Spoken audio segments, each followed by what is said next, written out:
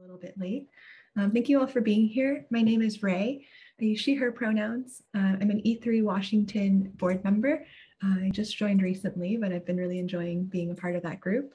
And I'm also a member of the Equity Committee through E3 Washington as well, which has been awesome. And I'm really excited to be here as the E3 board rep and the host of this session. The session is called How Supporting Youth Voices Can Change a Community. We have 4 folks from the United Student Leaders at Whidbey High, Maggie, Jackson, Tori, and Audrey. And yeah, I'll be here with any support issues or to help out in the chat if anything comes up. But other than that, I'm going to pass it over to you all. As Ray said, we're United Student Leaders. This is how youth voices can impact a community. And I'll pass it off to Maggie to talk about how we started. Just a little bit of background into United Student Leaders. So USL is a student-led and organized group that was founded by myself and my best friend in October of 2019, so a little over 2 years ago. It's specifically focused on social justice issues and fighting climate crisis, but we're working on intersectionality and making certain that that is a major thing in the work that we do. Because our original focus was just specifically on the climate crisis, but we have been learning and been growing. So that's something to take into account. We started off by protesting in front of Chase and Wells Fargo in that same kind of October 2019 kind of time frame. That went on for about 30 weeks. And since then we have adapted and moved online, and I'll be going into that shortly in the next one because of quarantine and COVID and the growth that we kind of didn't expect originally. But the structure of United Student Leaders is pretty mellow, all things considered. So students are the ones that are in charge and are leading our organization to do things that we are passionate about, and community members are usually supporting and following. But besides that, we don't have hierarchy such as presidents or anything like that. Youth step up when they can and they step back when they can. It all is based off of capacity. Some of the things that we do include Zoom meetings. Again, happened a lot more during quarantine and a little bit less now. Specifically bi-weekly meetings Fridays with community members where youth report back and kind of go over the things that we've been doing. It's also a chance for youth to take over facilitation and kind of run a meeting and take on that kind of overall goal of leadership. And then as far as communication goes, again, we have those Friday meetings, but we also have a weekly email with about about 950 people who are mailable prospects at the very least on that email. That gets sent out once a week, usually Wednesday or Thursday, depends on how busy everyone is. We also have social media. We have an Instagram, a Facebook, and a YouTube. And if someone could put that in the chat, that would be great if it's not already there. But basically, that's another way for us to communicate either our actions or just things that are interesting that we're going on. Instagram, I believe we have about a little over 330 followers. Facebook, 450 or so. And YouTube, somewhere in the 30s.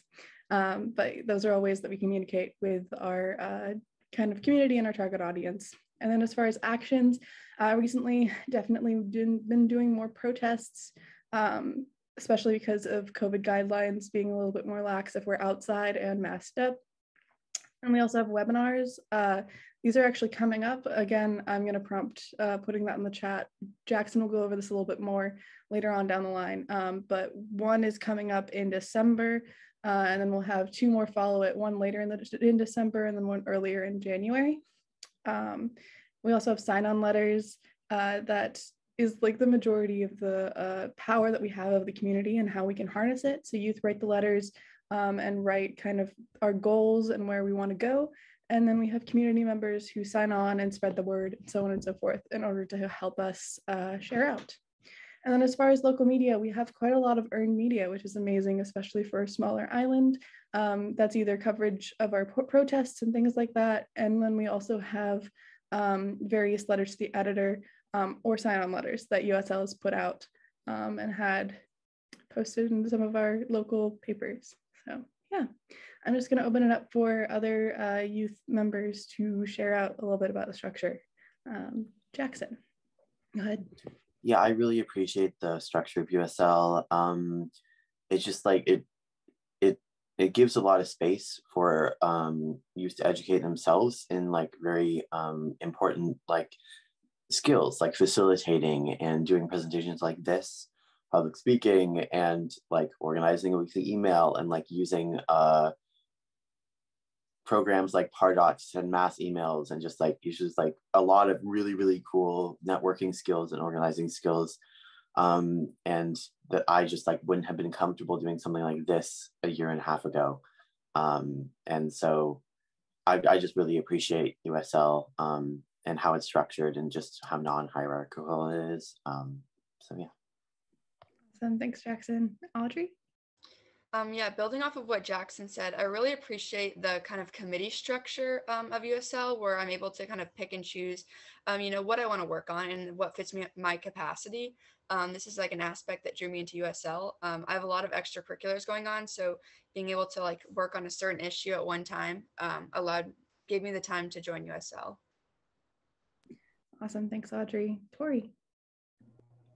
Yeah, I just think it's awesome how we're all able to work to our strengths and learn from others. And I think it's a very positive and a very educational environment. And that's why I love USL so much. And speaking of which, Audrey, you had a great segue into our next slides, going over campaigns and overall capacity. So this is kind of how we make certain that people can still be a part of USL and help out, but not have to do everything all at once. But I'll pass it off to Jackson to go over this. Yeah, so as USL evolved from working just on the climate crisis and fighting that, we kind of realized that everything's interconnected, and you can't separate all these social and climate justice issues because they all relate and you can solve them all together. And so we have a bunch of different campaigns which help us kind of compartmentalize what we can do. So we have around 20 youth. But everyone has different extracurriculars and different seasons and different capacities. So this helps us make sure that we can get everything we want done and to have the manpower to do that. So the first campaign is Transforming Education campaign. And this started more than a year ago with our sign-on letter calling for greater education around the climate crisis, BIPOC history, and not just the history of discrimination of them, greater LGBTQIA plus sex ed and history being taught and incorporated into all cultures. I mean, all curriculums, oh my gosh. So yeah, that letter got 335 signatures, I believe. And out of that letter, we were very thankful to have a school board, superintendent, and principals that are willing to listen to youth voice.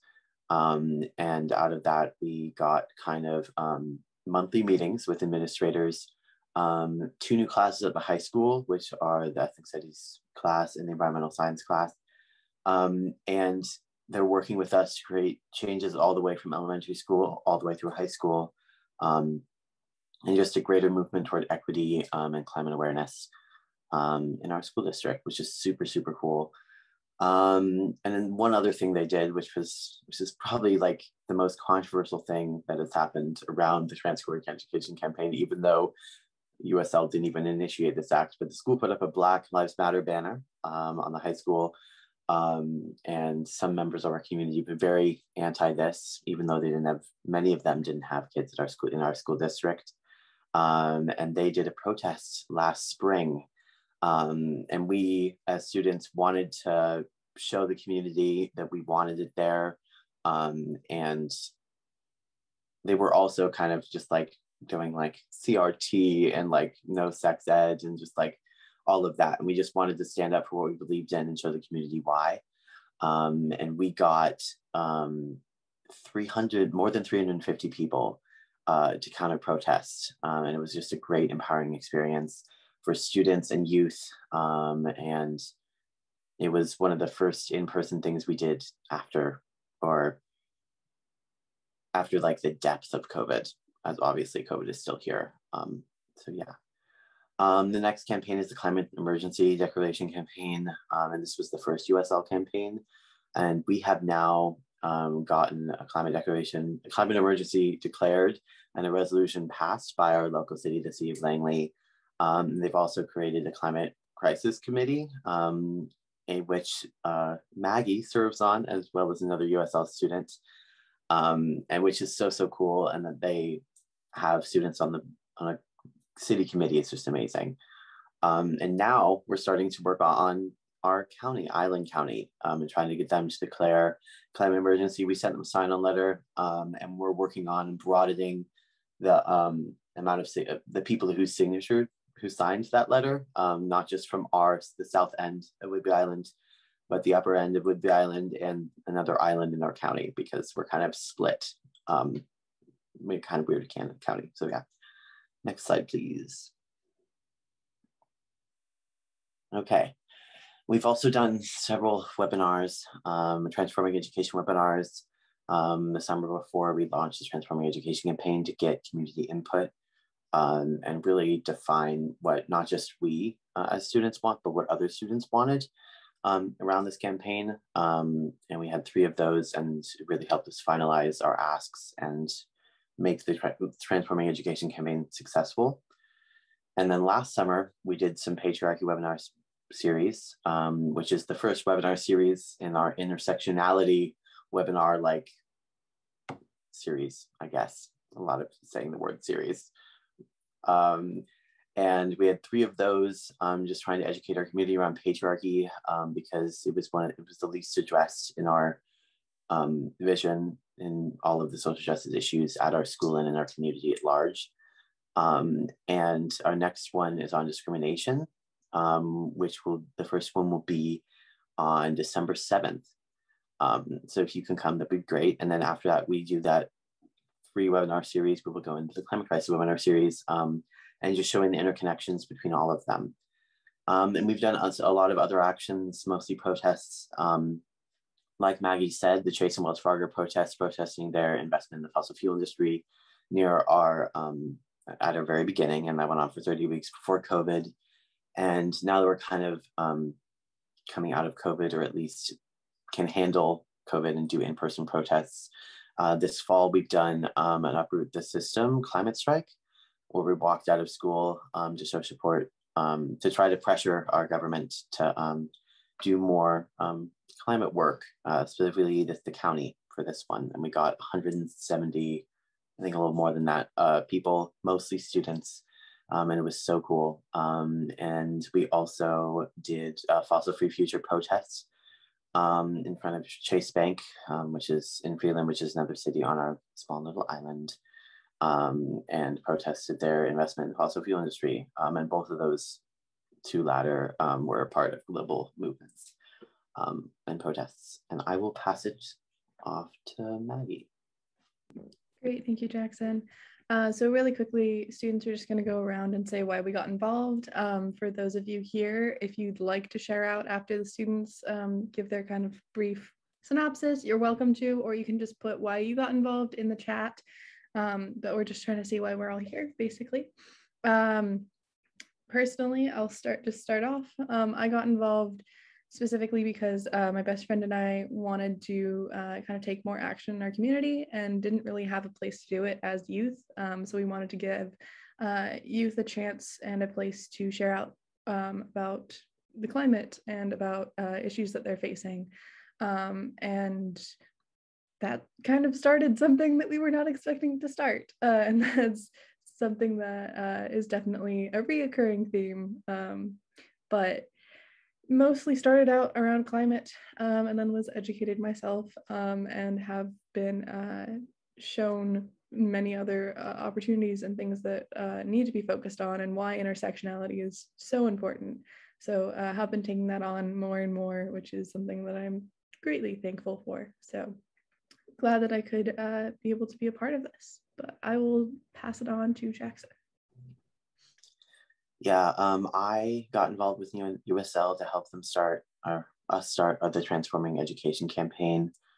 And I am also passionate about climate. My main reason for joining was to try to change the culture of the school and the community around racial and LGBTQIA plus issues, and understanding the intersectionality with climate change and the climate crisis and its imminent threat.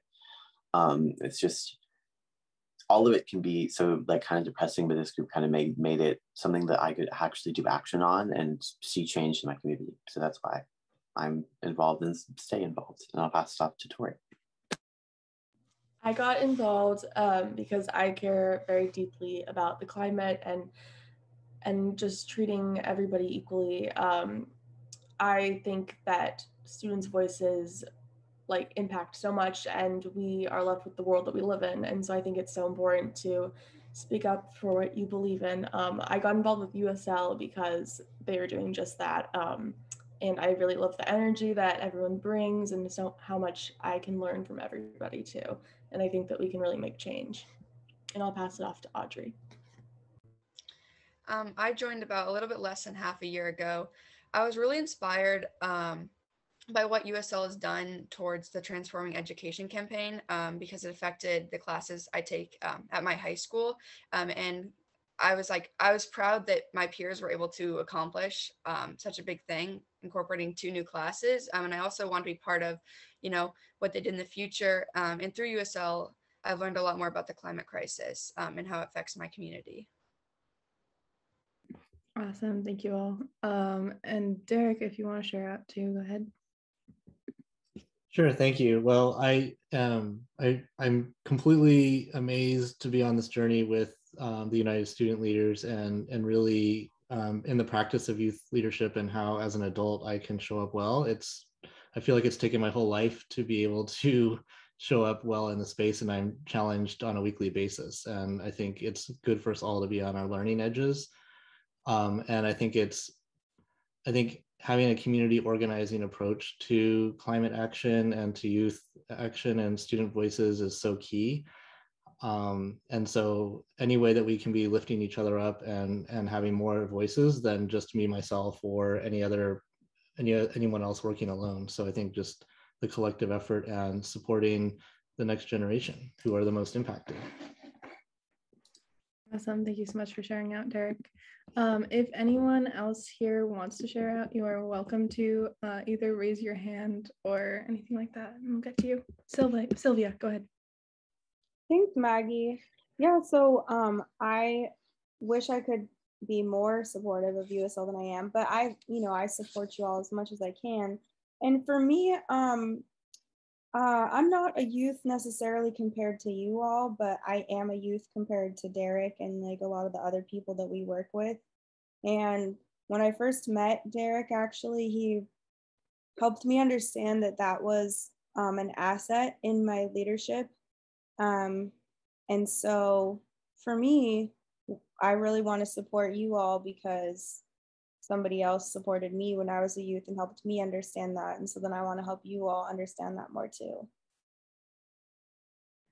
Awesome. Thank you so much for sharing out, Sylvia. And yeah, kudos to Derek as well, because USL would not be here without his support, but we're definitely glad that we had the opportunity to grow kind of on our own as well. So glad to have that tie. Anyone else like to share out? Doesn't specifically have to be about youth involvement, but just kind of what got you started, or if you did start as a youth. Okay, awesome. Feel free to put anything in the chat too. But yeah, I think we're gonna move on to the next slide. 1 second. Jackson, back to you. Okay, so this is just kind of a summary of our overall effects that USL has had on our community. Just starting the change in the culture at the school and in the community at large. Especially in like the other youth, because I think all these issues can be so depressing and it feels like you're powerless. And we give youth a way to actually make change, even if it's just by coming to a couple protests or signing on to our letters. And they can see the change, like we got into new classes at our school and we declared a climate emergency and are now taking steps to like actually have effect on our city's carbon output. So I think that's amazing. And now we're going after the county. So hopefully we'll see even more changes. So yeah, youth empowerment is another big one. Something that has been the most exciting for me, and something I don't think I actually really thought about when organizing the protests that we've done, is it's just so empowering to like give our chance and be together. And I hear it from other youth, and they just love it. And it's just like, you feel it, and the energy is amazing, even in the face of like hecklers at the counter protest. It's still like, it's unity. And it's just really, really cool to see. And our membership has increased exponentially since these protests. And so, yeah, increased awareness and weight given to youth voices. The school district in particular has made many leaps, not just with us, but trying to recognize other youth voices, like adding student seats for the school board, to make sure that student voices are represented even at the board level. And also like having students join city committees for the city of Langley. Like I'm on the anti-systemic racism committee for the city of Langley. And that kind of is a loophole, but they just didn't in the bylaws even think to mention an age limit. So I think it's just so amazing to see the youth voices influencing not just our district, but our city and hopefully soon our county. So yeah, and more awareness in the community about social and climate justice issues. I think especially at the youth level, I've noticed a lot of my classmates being more aware of all these things and having conversations about it. And that's really where the change is, because if our generation is more educated this early and cares, then it will change the world as we grow up. And I think for the older generations that are on our island as well, doing stuff around pronouns and the climate and just overall everything that we've been doing, I think does really have an impact on our community at large. So yeah. Any other things that students want to add before we move on? No, I think you've handled it pretty well. Thank you, Jackson. Alrighty, I believe I'm passing it off to Tori.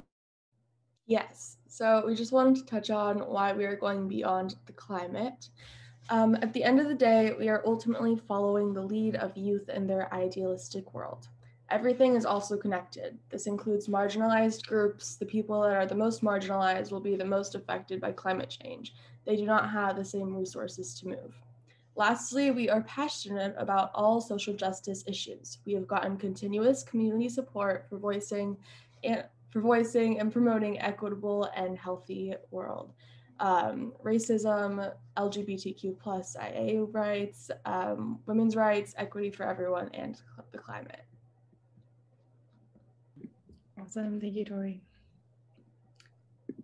Alrighty, so we're gonna open it up for questions and comments before we go into our next section, which is gonna be more about how to support youth leaders and maybe cultivate that within your own community. But any questions from those in the audience? Feel free to put it in the chat as well, or raise your hand. Alrighty, are USL students helping the city council determine ways to reduce fossil fuel use? So it's a little bit complicated right now. We're starting to up the committee that is being put in place. But basically that committee as a whole is going to be looking at what Langley can do to reduce fossil fuel use and their fossil fuel footprint, as well as call for further actions around the climate crisis. So as of right now, no, because we're still in the first steps, but yes, that is something that we're planning on doing and what we will be doing in the future. And Derek, I haven't been to as many meetings lately because I was out sick. So if there is anything that is currently happening around that, I'd love to hear from you about that.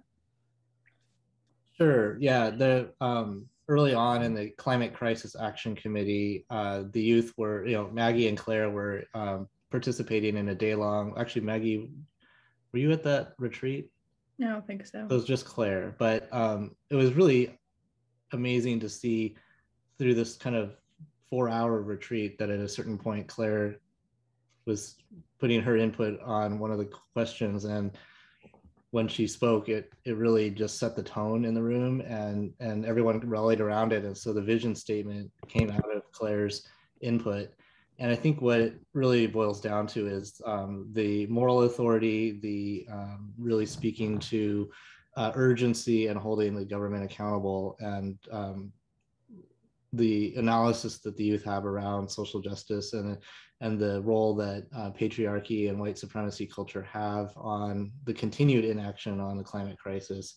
They're able to just call that out, and then also how to organize and how to use their leadership skills in meetings in order to move the conversation along so that more gets done in the meetings. And then so far, one of the topics is transportation electrification at the city, and how to migrate the fleet from fossil fuel vehicles to electric vehicles, not just within the city, but within the city fleet, but also with residents in the city of Langley. Yeah, absolutely. And one thing I think just to note about the work that USL has been doing and the work that youth have been doing is that there were a few calls to action and a few things in the past, say, 20 years or so. But in the past 2 years, when USL has started up and been calling for more action, there's been more overall change and growth and movement within the city than there has been in those past 20 years. So I think being able to show just how impactful that is incredibly important, because it's not always something that is talked about or discussed. And it's something that came about because we were all just like, hey, these are things that are problems and apparently aren't being addressed. So how can we step up and use our own voices and get our community riled up about this and enact change? So I'm glad to see that that is continuing to happen. And yeah, thanks, Sylvia. Any other questions, comments before we move on? So I guess we're going to go around as youth and just share out a little bit and try to drive this point home. But sharing out either in the chat or speaking out loud, one issue in social or climate justice that is intersectional. So this ties into Tori's last slide. And Tori, do you want to start us off? Sure. Examples. Yeah, I think one thing that like really stands out for me is just like racism and race intersects with climate change so much, because people that live in certain areas tend to not be able to financially move, and that with climate change, like with land being underwater and all these things that, and like weather getting like super hot or super cold, people who don't have as much money aren't able to move like a lot of people are able to. And so that really tends to affect people of certain races. And so I think that's one intersectional piece that relates social and climate. And should I pass it on to somebody? Sure, yeah. Okay, I'll pass it on to Jackson. I think it's really hard to find an issue that doesn't intersect. Intersectional identity, it's kind of like a broad thing, but like I'm a Black person, I'm also a gay person, and that is an intersection of identity that affects me differently than a Black straight person. And I think that just with systemic things like in the healthcare system, systemic racism has a big impact on Black and brown people in the US, and has an increased effect on Black and brown women in the US, or Black and brown trans people in the US. So yeah, I'll pass it off to Audrey. I think something specific to what we've been working on recently is public transportation. I know we've been focusing on working with Island Transit to find more electric vehicles. I think that also connects to social justice, as you know, typically public transportation is usually, I guess more working class people typically use. So I think I guess that's, everything's pretty much connected, but that's one example. Awesome, thank you, Audrey. And yeah, I think one thing that we've been learning or have already known when we joined USL, but have been teaching others, is that the climate crisis as a whole is something that cannot be solved if we don't look at issues of patriarchy and systemic racism and systemic misogyny and systemic oppression of LGBTQIA plus individuals. And I think that is something that our supporters tend to forget or not fully understand, because most of them come directly from climate-focused environments or groups that don't really take that into account. And as all of the other students have said, these issues are all interconnected and all layered upon each other. And I think that's just something that's incredibly important to acknowledge and understand and take into the work that we're doing. And actually, one of the things that we're going to be going into next is adultism, and just how students in general or youth who are trying to speak out are usually seen as not experienced enough or looked down on, or so on and so forth. And that is so incredibly entrenched in all of the other systems of oppression that I'm also speaking about, because I was able to start up this organization because of the people that supported me, but looking into who would have supported me if I was not white, or if I was not a woman, or if I was XYZ. So things just to take into mind as we continue along and go into next steps in this overall presentation for you all. Sylvia, yeah, go ahead. I just wanted to thank you for bringing that in, Maggie, and also to, like, sometimes I might think to myself, like, who would be not supporting me if I wasn't an adult, or noticing now that I'm almost 30, who is supporting me now that didn't support me when I first started doing this. And then also, like, the flip side of that too, just understanding and noticing your identities and how they show up is also a way where you can lean into, being an authentic ally too. So I appreciate you bringing that in and having us think about that. Thanks. Yeah, thank you so much, Sylvia, as well. And yeah, I think this is definitely a conversation that cannot just be summed up in one presentation, but definitely something to look into. I'm going to pass it off to Tori, I believe. Awesome. So this section is going to be about how to be an adult ally.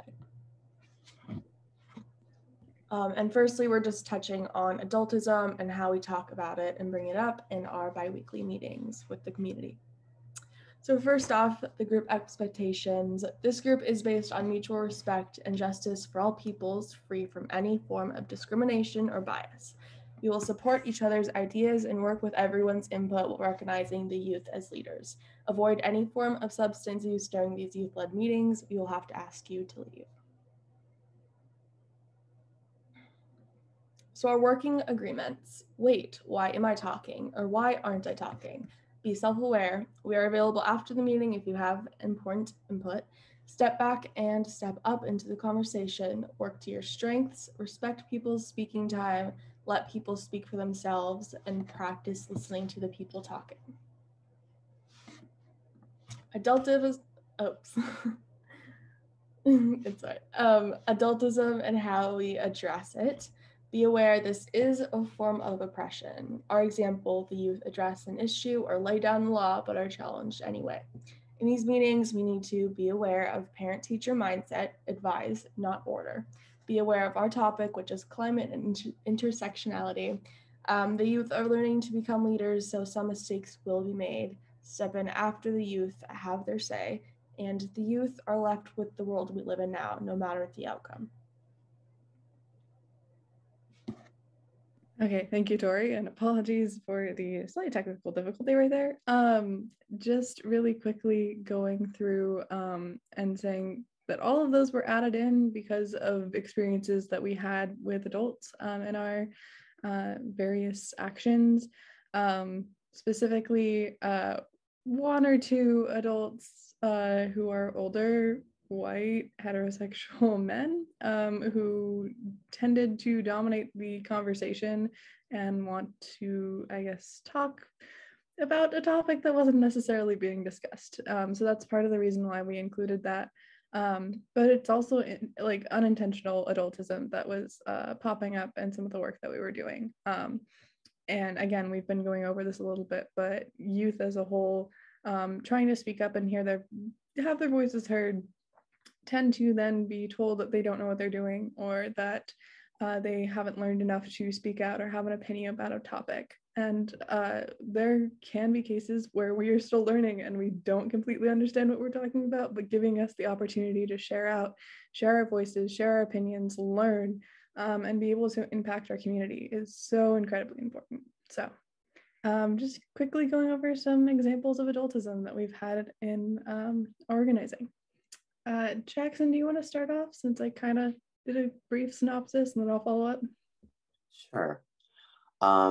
We've had a lot of experience with adultism. A lot of it is just every day, and it interconnects with patriarchy and white supremacy culture.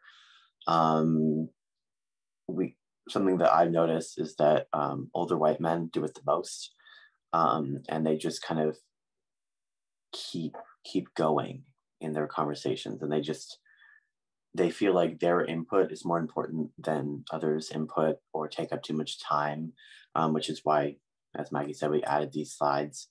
One very outright thing that I can think of is about a year ago, we presented to a community organization that was interested in funding us, and we did a presentation at their board meeting. And there was a couple early red flags where they didn't tell us when we were presenting in their very long meeting, and we waited for like an hour and a half before they brought us on to speak. And then they were recording us and live streaming without telling us that was at all going to happen.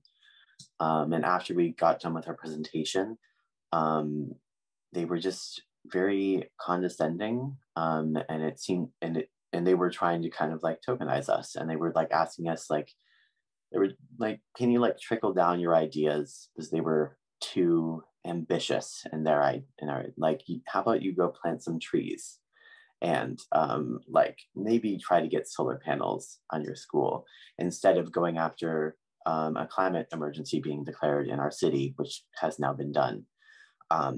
So I feel like trying to like say our dreams and our aspirations are unrealistic isn't helpful to the movement. And even if it is, even if it's more, if it's very extreme example, like help us work at it. Like we'll make strides along the way to get there. And yeah, so yeah, that's one experience that was a little uncomfy. I'll pass it back to you, Maggie. Awesome. Thank you so much, Jackson. Yeah, another example that I personally have was early on when Annie and I, my best friend who helped found USL, first started out. We were offered an opportunity to speak at a Wicca event, specifically around climate change conversations with local governments and things like that, which was an amazing opportunity and would have been awesome if it was set up in a way that was actually helpful. We basically, from my perspective, looking back, were tokenized and used as kind of like, hey, these new youth, they're going to speak out about the climate, so you should come and listen to them. While then also listening to a bunch of different organizations and cities across the island say how great they're doing with climate, and not any of the things that they're actually going to do to change the world that we're in now or go beyond that. And it was basically a way for companies to pat themselves on the back and be like, yes, no, we're doing amazingly, and we don't have to make an impact or make effort to go beyond what we're at right now. And so youth involvement was mostly just used to show that they're being woke, or they're trying to listen to youth voices while not including us in the conversation and just having us sit there and listen to everyone talk. So we have since learned that things like that and organizations like that such as the one that Jackson just spoke of. There are many different red flags, and we'll be going over some of those in next slides, that everyone can avoid, especially adults, when supporting youth. And there's many different ways that youth can be part of the conversation without being tokenized or told that their ideas are too big or not actually hearing their ideas in the first place. So does anyone else want to share out about adultism? I just wanted to add, so kind of adding on to my earlier story, the group that we were talking to also wanted to absorb USL into an existing school club that was funded by them. And we are very pointedly not a part of the school district because we couldn't be as radical as we are. And we would have to ask permission for a lot of our actions from the school district, and wouldn't be permitted to do like climate walkouts and other things like that. And we attended a couple of those meetings, and the teacher that advised the club ran all of the meetings and made all the decisions, and it didn't feel like a youth space. And so I think, like, as we obviously, Audrey's going to talk about this more, and when we talk about how you can support youth, but like, it has to be a youth space to be a youth organization, even if it's majority of the youth. The adults can't, even though they are more, they probably have more education on the topics we're talking about, they can't like overbear and like dictate the group's direction. Yeah, absolutely. Sorry. Thank you, Jackson. Anyone else before we move on? Trying to keep track of time. Okay, great. I'm going to pass it off to you, Audrey. How adult activists can help / be involved with an existing youth organization. I would say the number one thing is just spreading the word and sponsoring events led by youth organizations. You know, I think one way we've reached a ton of community support is by adult allies, like sharing and reposting things we posted on Facebook and Instagram. You know, it helps reach a widespread amount of people. I think also uplifting youth voices by collaboration with youth organizations. We've had a lot of great partnerships with, you know, organizations surrounding climate or equity that are led by adults, but we formed a connection, you know, that allows us to speak and allows them to speak, you know, in an equal way without tokenism. And I think that also leads to speaking opportunities for students. You know, giving students the opportunity to speak at a protest or event while treating them with the same respect as a public speaker or an adult speaker. Yeah, that's what I meant. Maggie previously mentioned how someone spoke at something and they kind of afterwards criticized her for what she said. And I think just respecting students speaking as if they're an adult is important and crucial. How adult activists can help initiate youth organizations. First thing is finding passionate youth. There's a lot of great clubs at high schools or just schools in general, you know, where students they want to see change. They're passionate, such as community service clubs, social justice clubs, debate clubs. I think all of the USL students here right now are part of a club at our high school.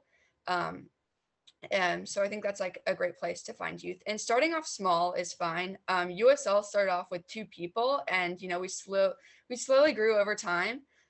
So I don't think worrying about like recruiting a ton of people is the number one thing. Just finding, you know, a couple passionate voices and building off of that is key.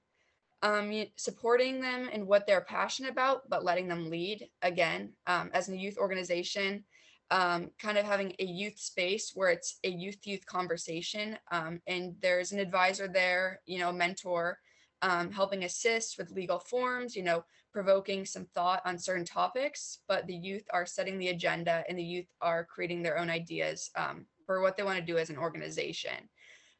So again, don't fall into the trap of adultism where it's, you know, it's an adult telling them what to do, kind of more just like recommending and, you know, asking questions of the youth in the organization. And Maggie has a few great examples of how adults have helped USL in the past and currently. Yeah, thank you so much, Audrey. One of the major things as far as how to be an adult and support youth is, as Audrey said, a few different ways, is supporting youth voices without then telling them what to do. So one thing that Derek has said a couple times in the past as far as supporting us as USL is that we have had ideas and things that seem kind of overwhelming or too big to handle, and wouldn't necessarily be something that an organization would tackle now, but we kind of jump into them and work at them and pour passion and overall support into those different topics, and kind of take off in a way that allows us to make huge changes and make huge leaps that sometimes aren't possible in organizations that have been doing similar things for years. One reason that USL is able to continue to make an impact in our community is because we're flexible with how we focus on different topics. If something comes up and someone is like, hey, I'm passionate about this, instead of saying that it's impossible or something like that, we say, okay, how can we then take up the next steps? How can we go about changing this particular thing that needs to be changed in our community? And that's when adult support is incredibly helpful, because there are things such as setting up accounts and money and various just organizing skills that some youth, especially when they're starting out, don't really know how to do, but they know that they're passionate about it and they know that they can help out if they learn. So Derek, I don't know if you have any more specific things that have come up, but if you would like to share out about any of those, I am prompting you to do that now. Okay, well, thank you. I feel like I'm speaking more than I should in this. Yeah, it really has to do with matching levels of energy and input. So definitely not tone policing or oppressing the youth. Like if there's something they want to do, okay, wow, we're going to do this action with 350 people, in a week. All right, what do you need from me to make that happen? And rather than saying whether or not something's possible, really helping follow their lead in terms of what they want to do and what they see as necessary. And that my job is to try and figure out how to make that happen, or how to help them make it happen. And so I'll help implement something. I'll wash the dishes, I'll haul the flip charts, I'll do databasing, but I'm not going to write their emails. I might help edit the emails, but it really, they need to be doing at least half the labor, and then I can support as an adult whatever is needed to help make it happen, but it is absolutely them setting the agenda and making things happen. Yeah, and one thing that we have noticed recently is that we tend to do actions with about a week's notice, and then it turns out great, but there are times when it seems like something is impossible. But if you have youth who are incredibly passionate and want to do something, we will find a way. I don't know how. It might be slightly magical, but we will find a way. And there also have been instances in the past, actually, that same organization has worked around tone policing what we're saying. They said that we should stop using climate change and instead use environmental issues or environmental change, because climate change is a trigger word and people will not actually listen to us if we use it. So things like that are not entirely helpful, and it could just be the organization in particular that we were talking about. But those sort of things really don't help overall. And if you can try to address those or check your own bias at the door, then that is incredibly helpful. And also, if you do mess up, that is understandable. Everything that we do here has a certain level of risk to it, because we could have an action that isn't as supported as we think it is. But messing up and checking ourselves is incredibly important to creating an environment where people can share out and be comfortable and have those silly conversations that allow us to keep going and learn more. Okay, Tori, go ahead. If anybody wants to think of what was a time that you showed up as an ally to youth and what was a time that you didn't show up as well as you would like, you're welcome to use the chat. You can answer both or either one. Yeah, so involving youth and including youth is something that can be incredibly simple or incredibly difficult. It just depends on who you have in your area. But I'm glad to see some great ways of supporting youth. And again, just always being cautious not to fall into tokenization or anything like that, and making certain that voices are heard. I think I'm going to read a couple of the responses. It looks like Ian says, we've prioritized getting youth voices on our podcast, especially regards to CSEED. As a middle school science teacher, I helped students make a community connections to execute a Make an Impact project for our climate change unit.